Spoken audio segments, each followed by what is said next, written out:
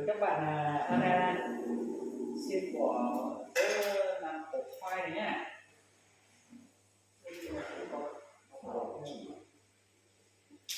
Quá khoai vừa trồng đấy các bạn nhỉ, tớ trồng ở cơ quan rất là to luôn.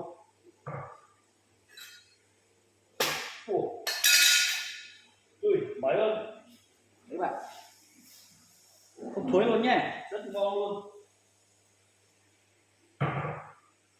Đã ăn mình rửa thôi.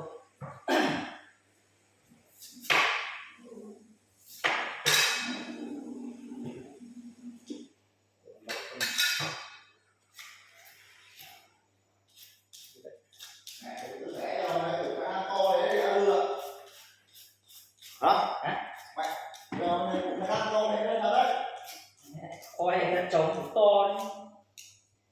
Không rất là tốt đấy các bạn nhé. Ai có nhu cầu ăn khoai ấy, thì ra ở đây khoai tớ trồng đấy,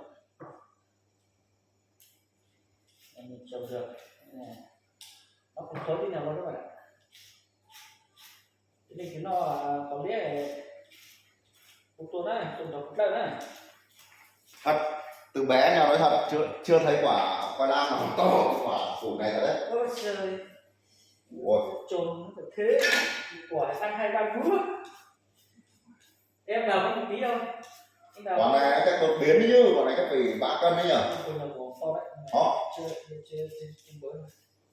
Khiếp. Ngọt lắm. Kinh khủng. Của với kia. Hả? Hôm nay thế nào? Mai mình vào đóng một tí túi. Được. Đào khoảng mét con đất luôn. Nè. Ngon đấy. Đất này nó sao mà đột biến nhỉ? Ủa rất là ngon luôn nhé. Nó to đây. Cái tàu có một này thôi. Đấy, đúng là siêu to khổng lồ rồi đấy. Nhìn Khoai của không nhìn máy ảnh thì nó bình thường, nhìn ngoài thực tế nhỉ? To nhỉ? Nhìn máy ảnh sai bình thường. Thật chứ không bao giờ khoai lang nó to như này đấy. Thật đấy. Nhìn cái quả củ khoai Khoai sọ. Không, củ tơ ấy. Thật. Đấy, rất là ngon các bạn. Củ kia phải 3 cân đấy. Phải 5 cân. 5 cân thật. Không ai hết đâu các bạn. Nhìn là lấy một nửa thôi. Một quả lên đi. Để lên này mang cho các bạn ăn. Rất là tuyệt luôn. Các bạn nhé. Lọc xong nước.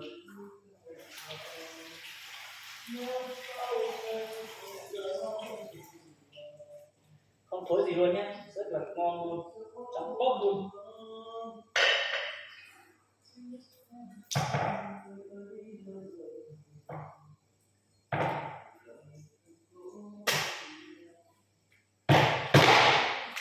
Ui, tôi được bạn này, rất đẹp luôn, to, mét này, rất ngon. Để ăn một nửa thôi, một nửa may ăn. Ui, mãi nói chuyện chảy nước.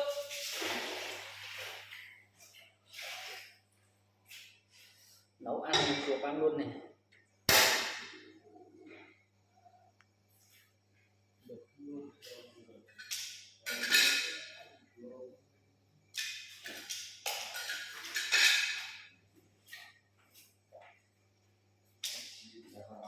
Một giấc mơ Cốt điển chưa tôi bao giờ.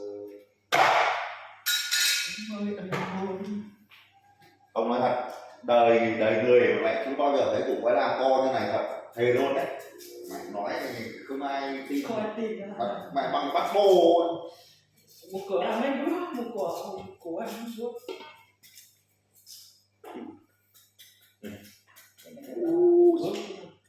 Mấy loại này nó có ngọt không nhỉ? Ôi ngọt lắm, bở á. Ừ.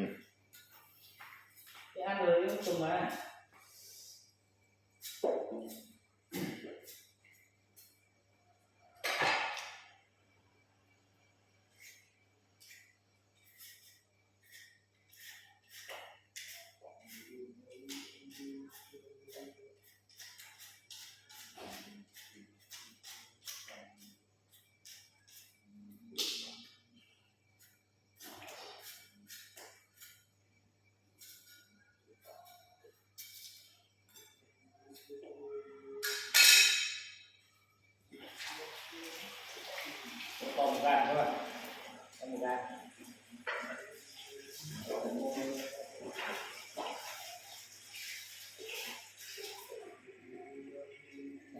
miếng này thôi. Tất nhiên có ba người Trang ăn một phần tư của một quả, ăn 1/4 một quả.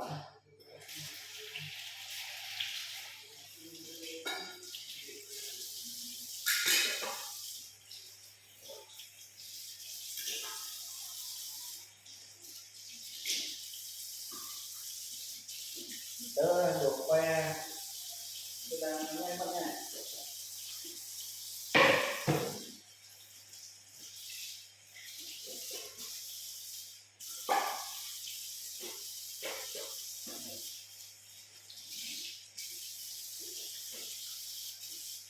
Sách của gọi là có cái nào đấy, có locker cái đầu tặng này, tặng để mua sao nó phải kia, cho nó tụt lên xíu này, nó phải mua sao nó phải kia, tiếp còn nó kia, nó phải nào, ít kia này, nó phải kia tăng đường nó nọ.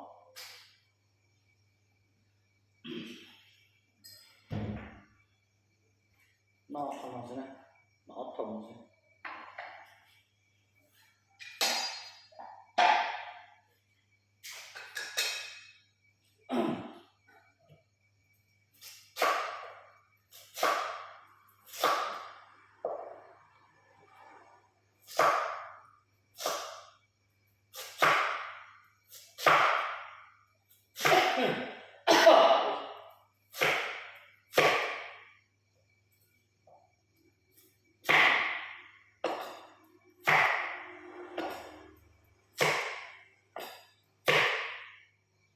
Sống ở bên mê thiên mùa này, nó lo mà chi bên gà đi để nó làm tọt xía này, sống ở bên mê.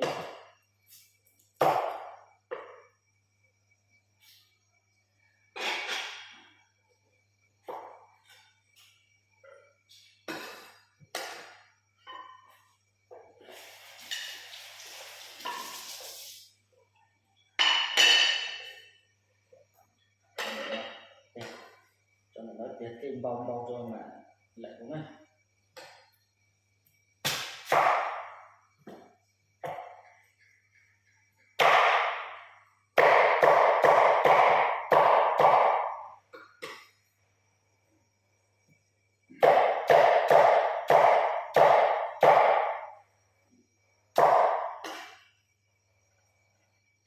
Tới phía lò này.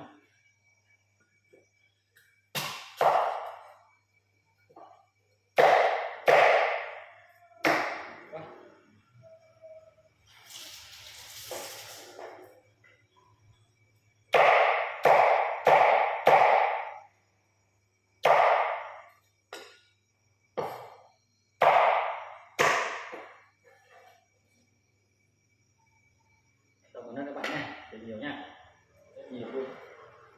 Đây nữa.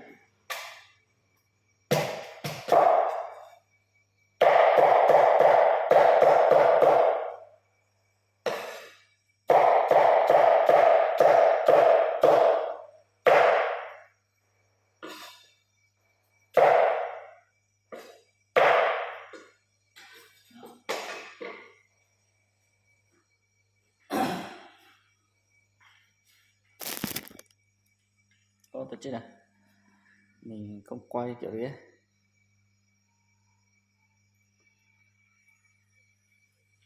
Có liên hay cái tí này cho có nó mà cho có lia có đâu này, chủ nhất là khoai lang này. Đấy, tao đi tao trên bông bầu thì lâu hầu đúng nào này, cá cờ này, cá gì cờ này.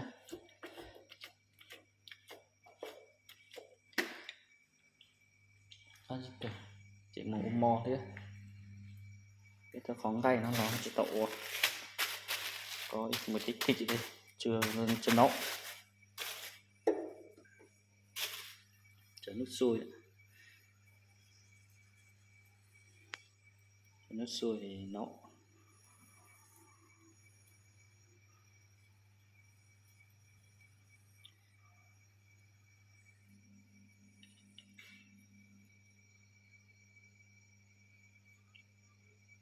anh lên sẽ này từ bỏ này từ sáng nào mà hù không mấy cái nè hù từ cũ nè cũng mà lời tua nên nó nè nó sẽ cho nên tốt lời nè đọc một lính nọ lên